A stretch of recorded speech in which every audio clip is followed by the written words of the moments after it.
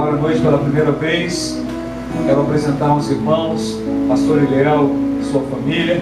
Fique de pé, por favor. Pastor Eliel, Pastor Manuel, Irmã Rosa Maria, Irmã Rosa, esposa do Pastor Eliel, Pastora Nádia. Vamos louvar a Deus pela vida deles. Glória a Deus. Deus abençoe. Amém. A palavra do Senhor nos diz, em Mateus 28, foi-me dada toda a autoridade nos céus e na terra, disse o Senhor Jesus, falando aos seus discípulos. Portanto, vão e façam discípulos de todas as nações, batizando-os em nome do Pai, do Filho e do Espírito Santo, ensinando-os a obedecer a tudo o que eu lhes ordenei, e eu estarei sempre com vocês até o fim dos tempos. Jesus está aqui no meio de nós, e Ele nos deu uma missão. Ele nos comissionou a ir pregar o Evangelho. E este seminário de missões tem como objetivo trazer as notícias do campo missionário, mas acima disso, despertar a mim e a você. E hoje pela manhã ficou uma palavra, uma frase, claro, muitas coisas maravilhosas ficaram no meu coração. Mas uma figura que o pastor usou, o pastor Eliel, que eu não quero esquecer jamais, que é a figura do oásis, que às vezes nós entramos no oásis e esquecemos que ao redor tem um deserto a ser alcançado. E a igreja às vezes vive isso tão verdadeiramente, né? Nós nos preocupamos com as nossas coisas, com as nossas queixas, com os nossos alvos, com a nossa vida. Estamos no oásis, entramos e saímos aqui da igreja, ouvimos a palavra de Deus, aprendemos as escrituras na escola bíblica e temos os grupos de vida, e quando estamos enfermos, alguém ora por nós. Vivemos no oásis da presença de Deus, a presença uns dos outros, mas há um deserto ao redor da igreja. Há um deserto que precisa ser alcançado. Esta comissão não foi dada apenas para aqueles discípulos, mas para todos os discípulos do Senhor Jesus. E se você crê no Senhor Jesus como teu único e suficiente Salvador, você é um discípulo do Senhor. Você é uma discípula do Senhor Jesus. Ele é o nosso mestre. Amém? Amém. E Ele nos diz aqui no Evangelho de Mateus: vão, não fiquem parados, fiquem no oásis, vão e façam discípulos de todas as nações. É somente em Moçambique? Não, é aqui também, mas também em Moçambique, também é na Índia, também é no norte do país, e também é na cidade próxima, também em Rio das Ostras, é lá no seu trabalho, na escola, é na faculdade, é na sua vizinhança e até os confins da terra. Amém, queridos? E nessa noite, para ministrar aos nossos corações, para trazer a palavra de Deus, convido o pastor Eliel. Glória a Deus.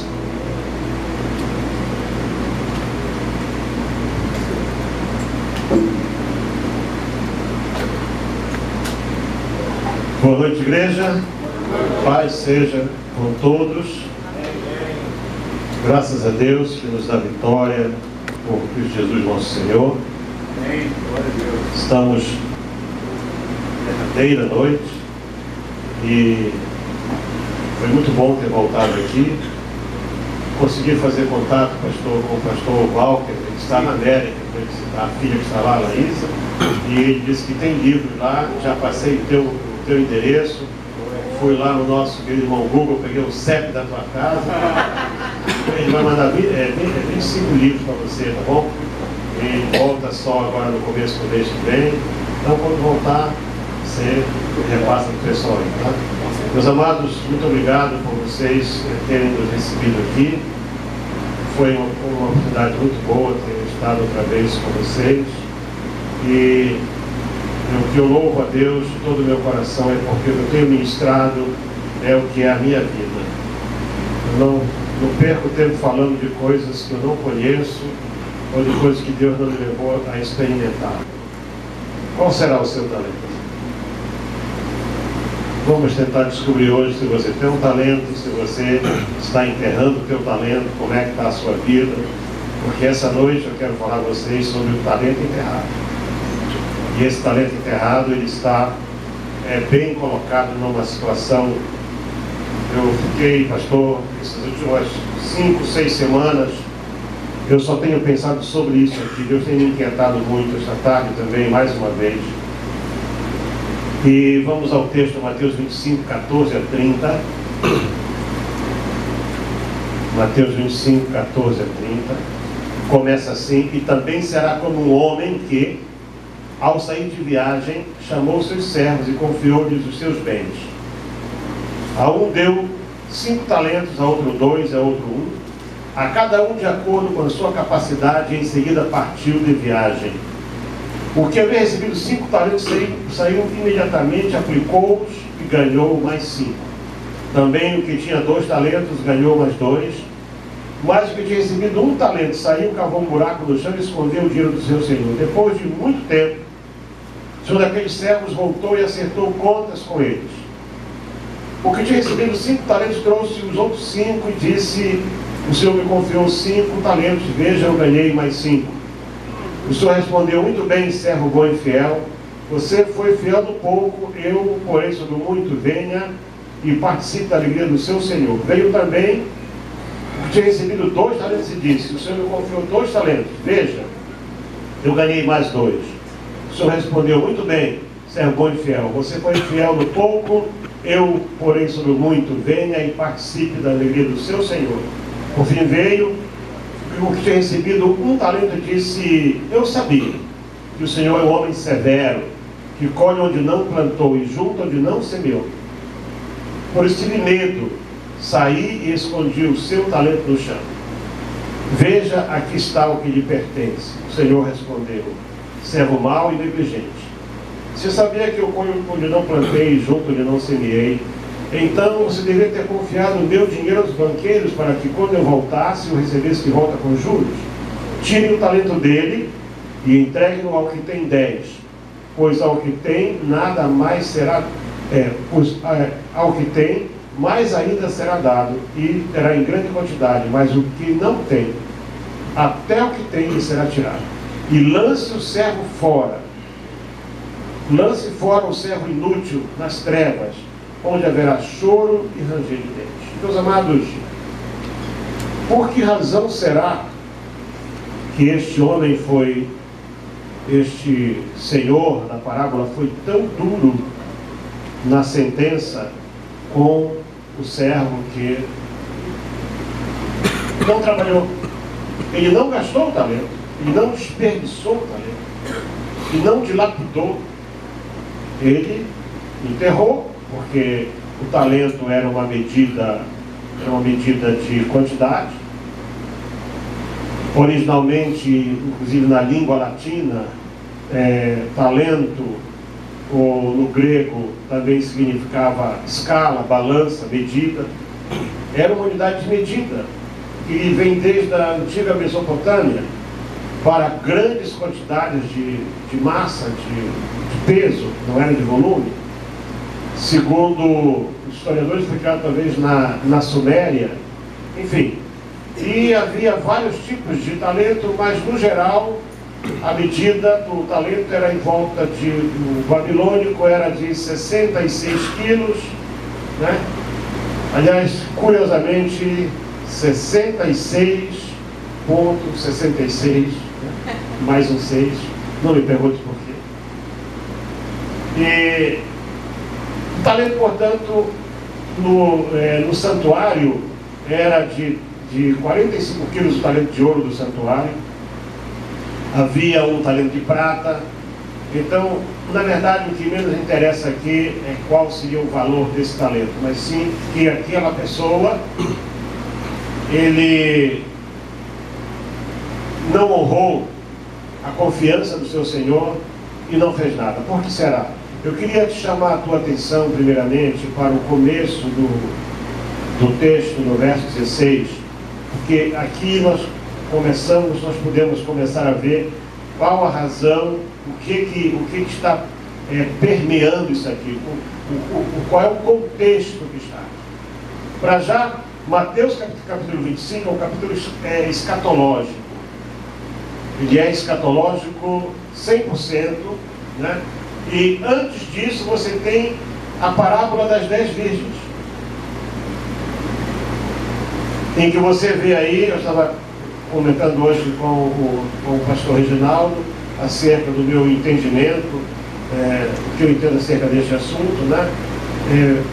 Durante muitos anos a igreja foi ensinada de maneira bem estranha acerca disso.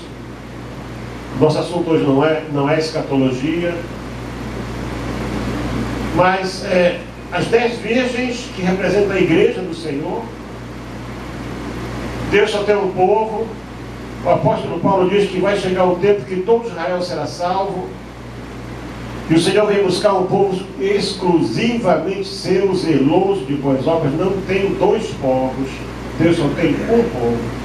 Deus tem a descendência de Abraão, e Deus tem aqueles que receberam Jesus Cristo como Senhor e Salvador. É um povo só. É só um povo, é só um julgamento, é só um arrebatamento, enfim, é só uma chance. E o que eu vejo aqui é que o que representa todo o povo de Deus, seja Israel e igreja juntos, é que 5 que guardaram uma reserva de azeite, quando houve o grito, o noivo está chegando, todo mundo está dormindo. Todo mundo acomodadinho no seu oásis, dormindo, né?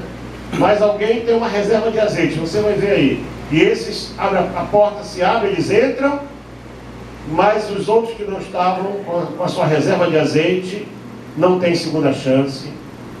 E acabou isso aí assim. E também será como? Quer dizer, da mesma forma, com o mesmo grau de juízo, com o tratamento exatamente sendo feito como foi na parte anterior. Jesus não ensinava de qualquer maneira, ele tinha uma sequência lógica no seu ensino. E também será como um homem. Aí você começa a entender que esta frase aqui explica tudo o que vai acontecer com essas pessoas. Então, o juízo daquele senhor sobre o mau servo foi muito duro, mas não foi injusto. Em todos os anos que eu vivo na igreja, eu já ouvi muitos tipos de mensagens sobre este assunto. E agora então, com essa nova ou velha, né, teologia da prosperidade, esse assunto aqui quase todos os dias você vai ver isso aí, tá? Você que recebeu o teu dízimo, não entrega, você está enterrando o talento, Deus vai te mandar para o inferno. Eles usam a coisa da maneira errada.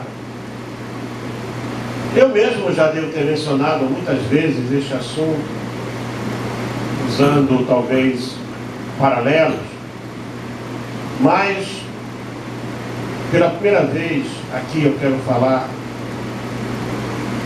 sobre um único aspecto dessa parábola: o talento que foi enterrado.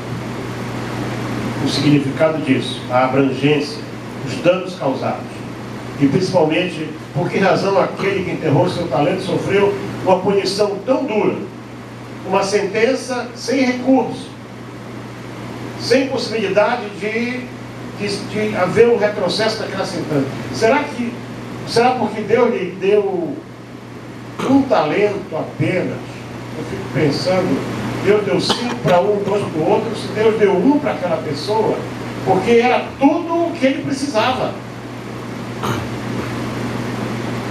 Era tudo o que ele precisava. Era de um talento só. Ele não tinha menos capacidade que os outros. Talvez a sua capacidade fosse até maior, porque com um talento só ele poderia fazer tudo aquilo que agradaria ao seu Senhor.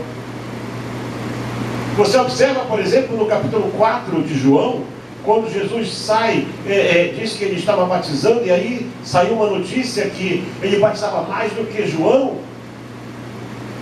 E o que ele faz? Em vez de ele ficar ali e dizer, agora é a hora, né? Agora é o momento que eu vou tomar tudo, não. Ele empreende uma viagem, saindo da Judéia, indo para a Galiléia, porém, em vez de ir no caminho do Jordão, ele desvia e vai para Samaria, para ganhar uma pessoa, e com 2 dias aquela pessoa tinha sido usada para ganhar toda a vila de Siquém. Quer dizer, quem poderia, em sã consciência, pensar que aquela mulher tinha algum talento evangelístico? Uma mulher de má fama, não era de mau caráter, ela era de má fama. Só tivera 5 maridos e o cara nem era dela. Mas o Senhor viu nela algo que ninguém viu. E foi em cima desse algo que ele foi trabalhar.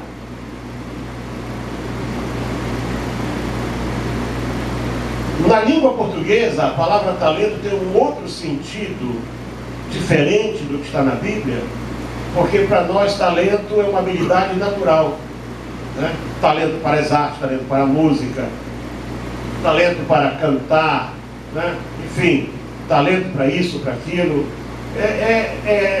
Nós temos isso conosco, né? Usando a palavra talento no sentido de habilidades naturais.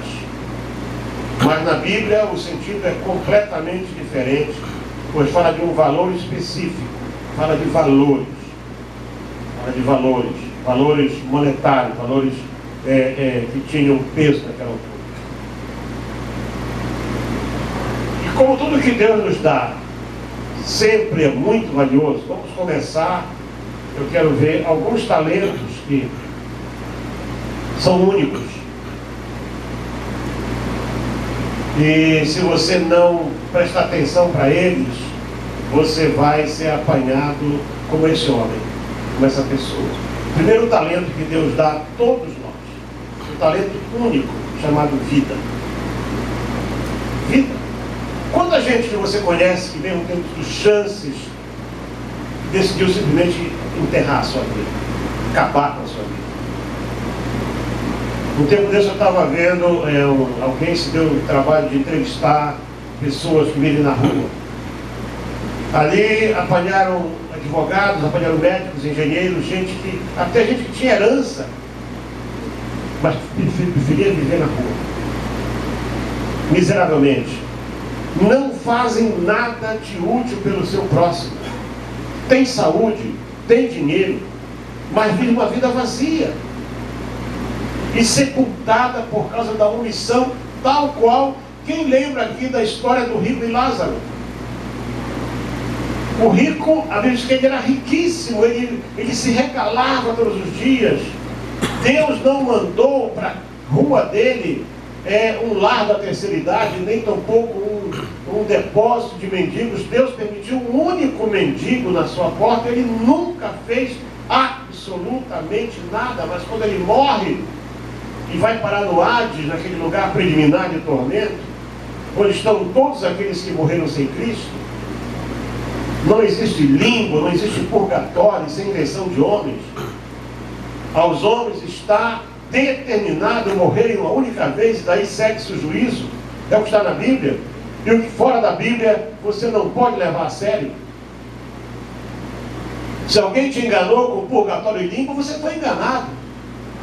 Mas ainda é tempo de você abrir a tua mente e deixar que a palavra de Deus verdadeira entre nela, para você poder andar no caminho da verdade. Porque a Bíblia diz que conhecereis a verdade e a verdade vos libertará.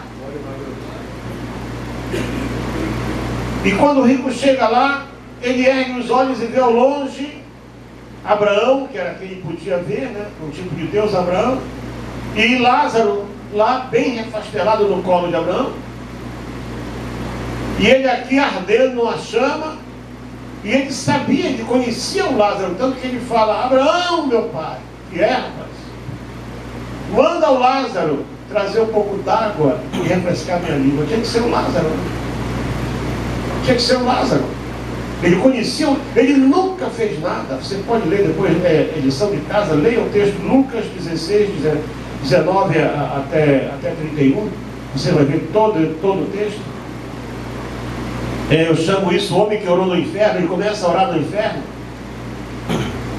Tem pessoas que, eu ainda vou falar sobre isso aqui, que poderiam pelo menos orar e não oram. Enfim, A omissão é um pecado terrível. Um dos pecados que levou o rico para o inferno foi justamente a omissão, a indiferença. Além do fato dele quebrar a lei em mais de um sentido, ele ainda foi omisso. Como ontem, eu acho que foi a irmã Alessandra que falou ontem, já não me recordo. Eu ouvi ontem isso. Tem gente que vai para o inferno não por alguma coisa que fez, mas sim por aquilo que podia ter feito e não fez. Presta atenção para isso, porque isso é muito sério. Não buscam nem acham tempo para ter comunhão com Deus. Para esses, Deus não passa de um ser mau e aproveitador. Ou então eles usam Deus só quando precisam dele, tal como Acais. Lá no Antigo Testamento, aquele rei, que ele deu uma viajada, foi até a Síria, viu um lindo altar, mandou desenhar o altar, trouxe o desenho e mandou na frente o desenho. Olha, constrói esse altar aqui, eu vou sacrificar, mas o altar grande de Deus põe de lado para eu, quando precisar, inquirir sobre ele. Se Deus virou menino de recado, precisa de Deus, pastor Reginaldo, me ajuda em oração, pastor. Me ajuda, pastor. Aí começa a fazer promessa que não vai cumprir. Você não imagina, pastor, graças a Deus aqui ninguém fez isso até hoje, graças a Deus. Mas ainda agora eu preguei numa igreja, não me recordo onde foi aí, semana passada. Pastor, eu estou para receber, pastor, eu estou para vender agora uma casa, está enrolado, mas estou desenrolando, eu vou dar uma grana firme para a missão. Não vai vir nada. Já ouvi isso dezenas de vezes.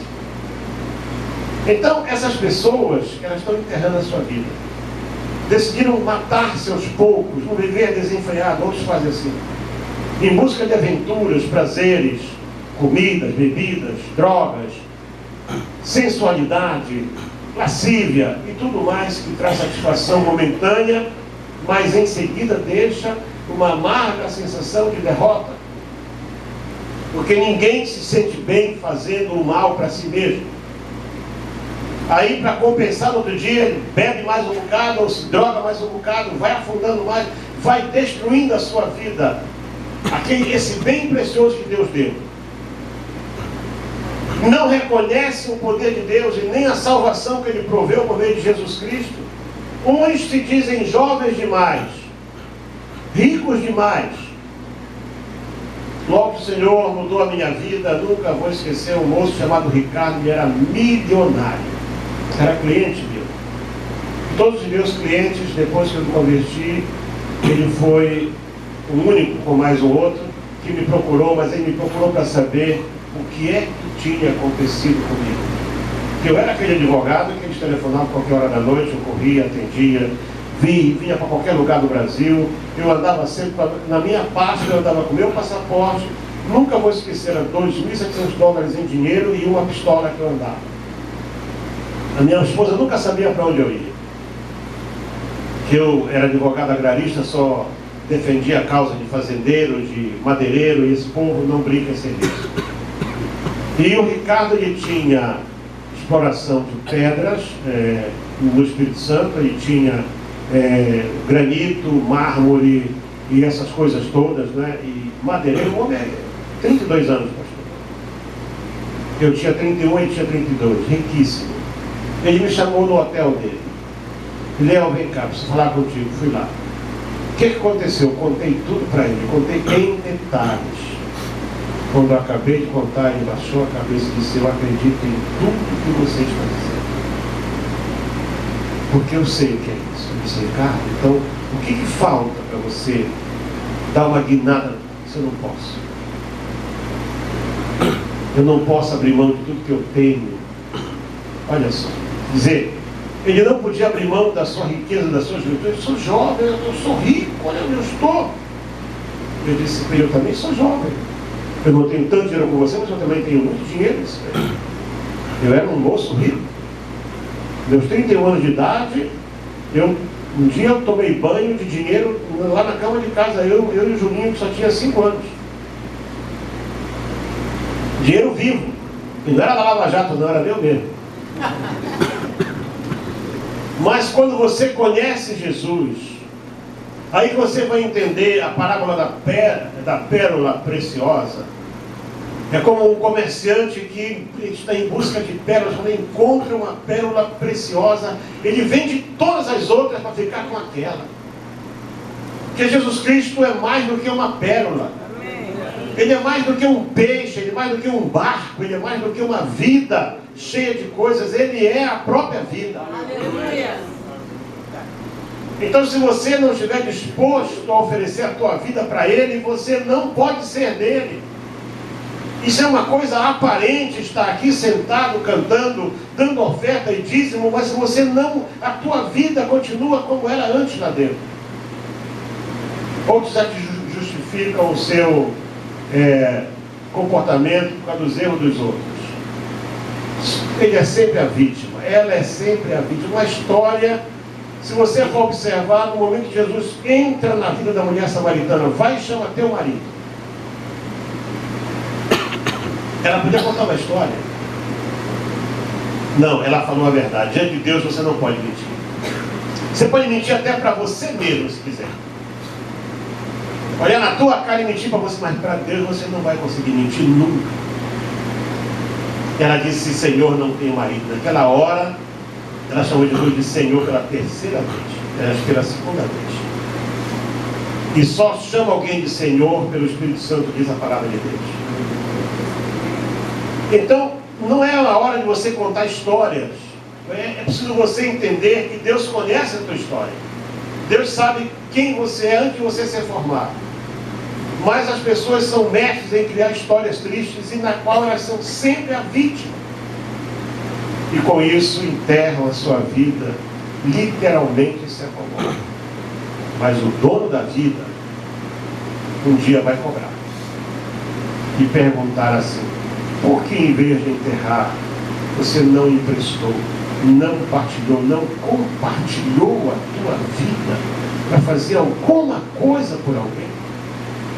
Já que você não queria viver, pelo menos ajudasse alguém a viver.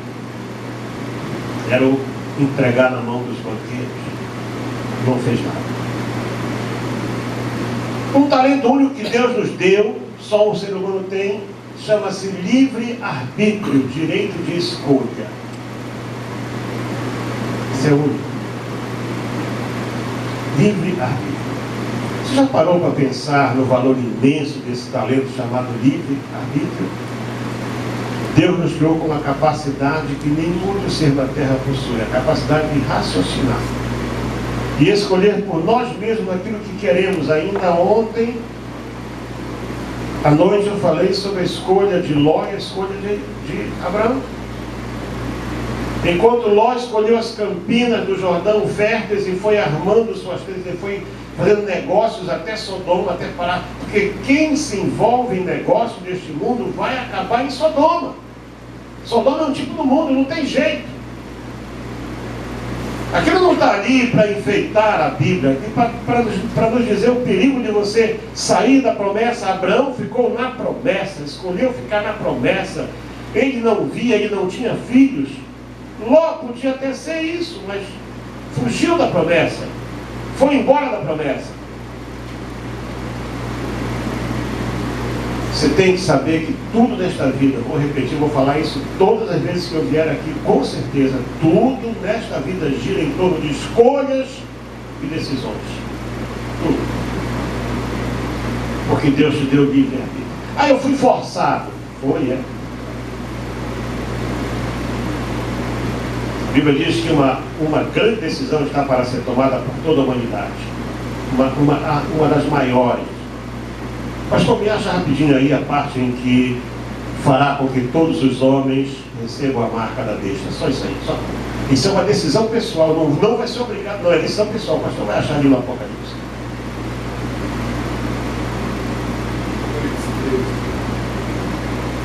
Capítulo 13, versículo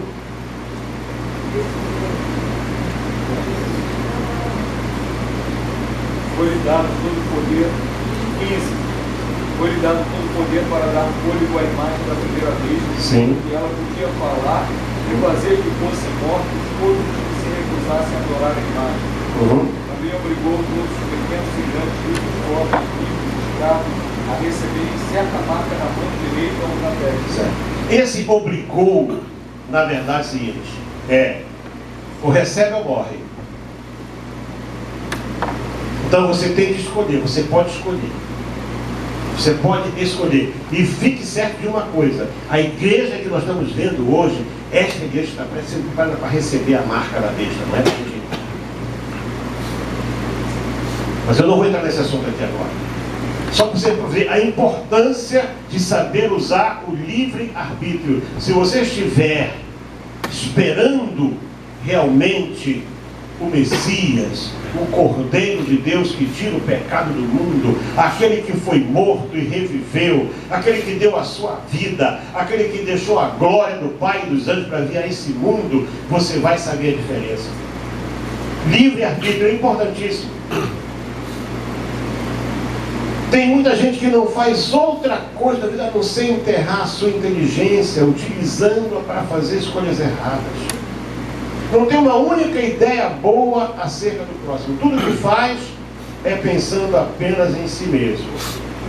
Lucas, que era médico, era um homem que trafegava, portanto, numa outra área da cultura judaica, num outro nível. Havia pouquíssimos médicos naquele tempo como tal reconhecidos, e Lucas era um deles. E escreve no seu evangelho, no capítulo 12, acerca de um homem muito rico.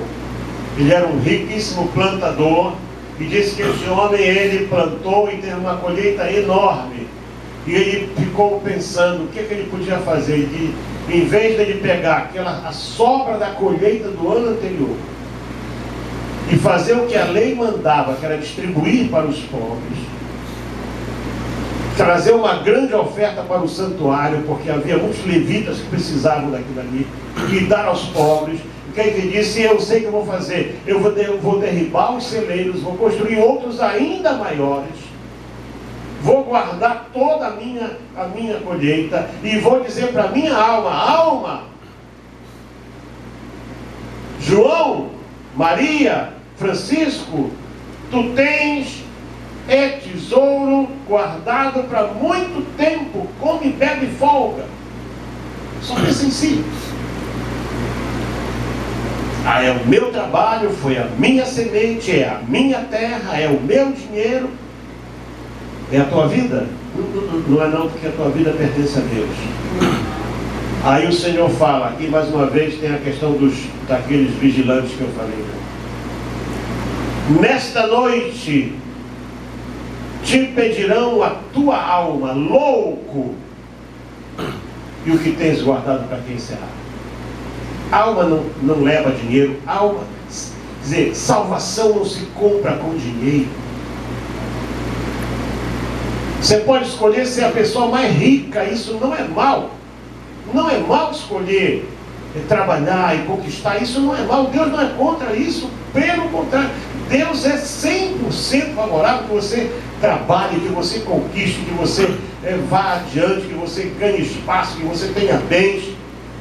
Ora, Deus não quer que você ponha esses bens entre você e Ele, entre você e o projeto dEle, porque Ele te deu saúde, te deu vida, e deu a você o que não deu aos outros. E você não pode esquecer: mas isso aí é miserável. O que é ser miserável? Não é não. Talvez ele está assim porque ele está ali, porque Deus está te testando para você ser o socorro que aquela pessoa precisa. Pare para pensar sobre isso. Imagina um lugar como nós estamos. Imagina você cria uma escola bíblica. No meio da guerra, eu saía de noite correndo risco todos os dias de não chegar na minha casa vivo, por causa de ataques. E aí você dá um intervalo, 66 pastores, só tinha pastores. E atrás da onde era a nossa sala, tinha lá uma padaria, bem perto, assim, eu senti cheiro de pão sendo assado. E aquilo era uma coisa raríssima naquele tempo, Moçambique, raríssima. Eu dei um intervalo aqui, saí dali e fui para a fila do pão. Consegui comprar. Quando eu volto, a minha Bíblia, a minha única Bíblia, era o lugar mais vazio. Eu fiquei sem Bíblia. Imagina o Eliel com 40 anos de idade. Se hoje eu tenho cara de bravo, naquele tempo eu devia ser péssimo ainda. E xinguei, insultei, ameacei com as pragas do Apocalipse, todos eles. Vocês são uma cambada de desviados, ladrões e tudo. E eles quietinhos. Um deles fez assim para mim. Papá, perdoa nós, papá. Nós precisamos de converter. Mas na vida não apareceu. Foi isso que levou. Quer dizer, você está fazendo o melhor que pode, o camarada está te roubando, mas você tem que continuar a ensinar a palavra. Sabe por quê? Porque a palavra a seu tempo vai frutificar. Então, muitas vezes Deus coloca essas pessoas no nosso caminho, porque também um dia, quando elas chegarem diante do trono, elas vão dizer, eu te dei chance sim. E tu roubou a Bíblia do Rio Serra.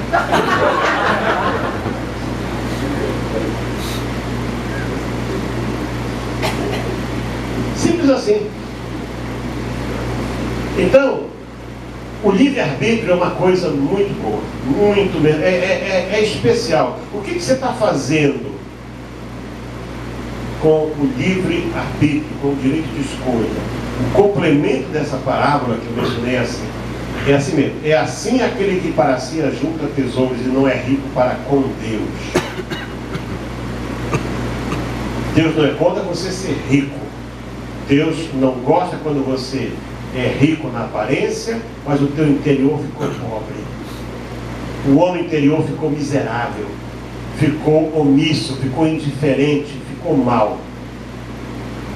Terceiro tipo de talento que Deus dá ao homem, e esse aqui é muito conhecido, são dons ou habilidades naturais. Eu estava comentando, dei um abraço, foi hoje de manhã, não foi no Gabriel, como é que você consegue tocar os pés, né, com o tempo? Ele falou, é prática, né?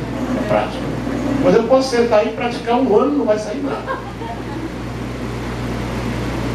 Mas se você observar aí, por exemplo, em Êxodo, no capítulo 31, versos 1 a 11, você vai ver o momento em que Deus dá ordens para Moisés acerca dos objetos que eram para ser preparados para o santuário, objetos de ouro, prata e bronze. E Deus então, ele diz assim, olha, eu capacitei 2 pessoas. E deles uma habilidade especial para poder fazer tudo isso. Deus deu aqueles homens. Então Deus dá habilidades únicas. Eles podiam ter usado aquilo para eles mesmos.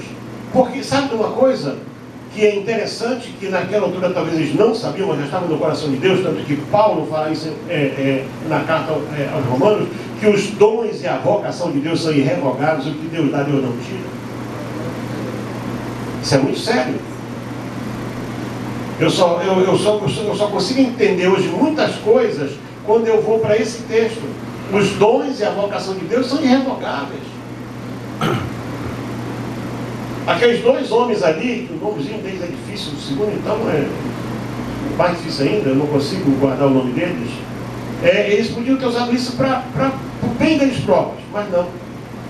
Eles fizeram os objetos, e até eu estava lendo um comentário de um rabino, que houve certas coisas que Moisés não conseguiu compreender, e quando falava, eles desenhavam aquilo, porque Deus tinha dado a eles uma habilidade especial para fazer coisas para o santuário. Eles podiam ter ficado muito ricos. Imagina, havia saído do Egito, em que tudo girava em torno de ídolos, de idolatria, de símbolos. Pequenos ídolos. Mas não. Eles fizeram melhor até do que o próprio sumo sacerdote Arão. Que quando o povo, depois de 40 dias, Moisés, eles tinham visto os sinais do monte, o monte tremer, fumegar e tudo. Deus tinha dado a eles já 25 leis para eles estudarem, além dos 10 mandamentos, mas não, eles preferiram chegar com Arão. Olha, Arão, esse Moisés foi embora, nós queremos alguma coisa para nós adorarmos. Eles fizeram melhor até do que o próprio sumo sacerdote Arão. Que quando o povo, depois de 40 dias, Moisés, eles tinham visto os sinais do monte, o monte tremer, fumegar e tudo. Deus tinha dado a eles já 25 leis para eles estudarem, além dos 10 mandamentos, mas não, eles preferiram chegar com Arão. Olha, não, esse Moisés foi embora, nós queremos alguma coisa para nós adorarmos. Queremos festa, nós queremos farra, queremos fazer aqui uma celebração. Dá teu jeito, Arão. O Arão fez o quê? Em vez de abrir a palavra e usar daquilo de Deus e ministrar, não. Me dá o ouro de vocês todo aí. E fez um bezerro de ouro para eles. Quer dizer, ele usou o talento que Deus lhe deu para fazer um bezerro. Nós somos o quê? Nós somos sacerdotes do Senhor ou somos fabricantes de deuses? O que você mais vê hoje na igreja é aquilo que o mundo faz. Cada ano o mundo tem que fabricar alguns ídolos nos esportes, nas artes, no cântico, cantores, né? Agora é o tempo das duplas sertanejas, aí já tem o sertanejo universitário, e tem mais isso, e agora está tendo isso na igreja também. E como o mundo é muito esperto, foi pegar alguns dos nossos mais talentosos e trouxe para eles. São contratados hoje da Globo. Para mostrar que está tudo no mesmo nível. Fabricantes de deuses. Você procura um cidadão desse hoje para vir cantar na tua igreja, ou uma cidadã?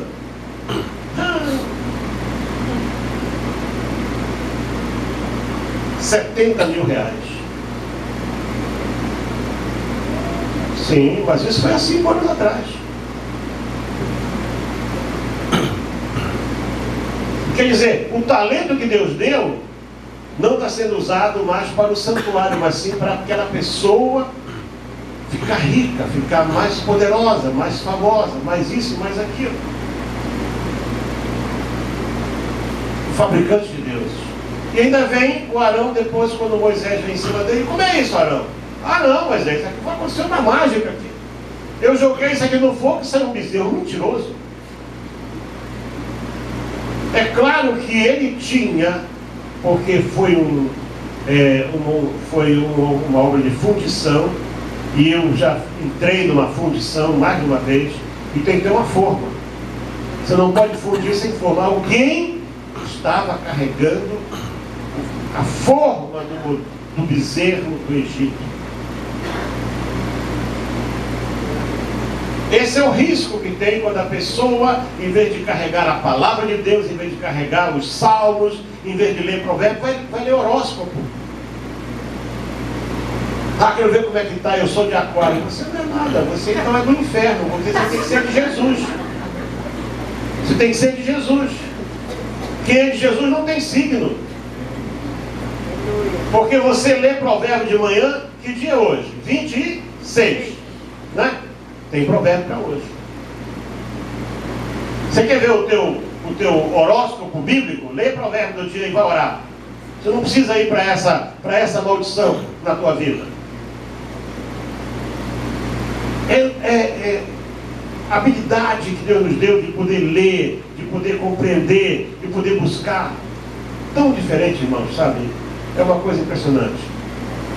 Esses homens, capacitados por Deus, aceitaram a escolha, o chamado, e fizeram o que Deus mandou fazer, e sai. Você não vê, você só vê falar deles nesses 11 versículos, e mais nada. E mais nada. No entanto, a marca do santuário, e disse que ainda havia outros que Deus capacitou lá. Agora imagina você uma coisa interessante, o santuário não eram só objetos, tudo no santuário tinha um simbolismo. Se você ver as tábuas que compunham o tabernáculo, aquelas tábuas que elas tinham 10 côvados de altura e 1,5 côvado de largura, estou falando de 67 centímetros de largura e 4,5 metros de altura, quando você divide 10 por 1,5 dá 6,6666, porque as tábuas apontam para o homem, as tábuas, o número 6 é o número do homem, a parede do tabernáculo toda aponta para... Mas elas eram de madeira, e nós sabemos muito bem que madeira, por mais que se trabalhe ela nunca vai ser igual, tem sempre diferença uma da outra. E você, quando você quiser para o pastor aqui dar uma aula sobre o tabernáculo, ele vai mostrar para você o seguinte, que Deus mandou cobrir as tábuas de ouro. Não tinha que aparecer madeira. Era só o ouro. qual foi daqueles artistas que cobriu a história? Ninguém sabe. Ninguém sabe quem fez o candelabro, ninguém sabe quem fez os garfos, ninguém sabe quem fez as pazinhas, aquela tenaz que pegava a brasa, ninguém sabe, não tem nome de ninguém ali. Mas hoje tudo tem que ter o nome da pessoa. Se não tiver o nome e a foto e tudo, não serve. Porque o homem se tornou mais importante do que Deus. Estava jogando fora o seu talento. Muitos hoje estão fazendo exatamente o contrário daqueles dois homens e dos companheiros deles. Sabe o que Deus mandou cobrir as tábuas de ouro? Porque ouro fala de glória. O ouro fala da glória de Deus. E o tabernáculo de Deus, somos parte do tabernáculo. Mas para que não apareça um mais alto, um mais baixo, um mais bonito, um mais feio, um mais gordo, um mais magro, era tudo coberto de ouro. Só aparece. Deus quer ver glória na tua vida. Deus quer ver glória na tua vida. Deus quer ver, Ele quer ver um reflexo de glória na tua vida. É isso que Ele quer ver. O quarto talento que Deus dá a todos os homens, não se iluda quanto a isso. É uma missão para cumprir nesta vida. Todos nós fomos trazidos a este mundo com um propósito. Ninguém veio a este mundo só para passar por ele, para passar assim despercebido, para passar em branco.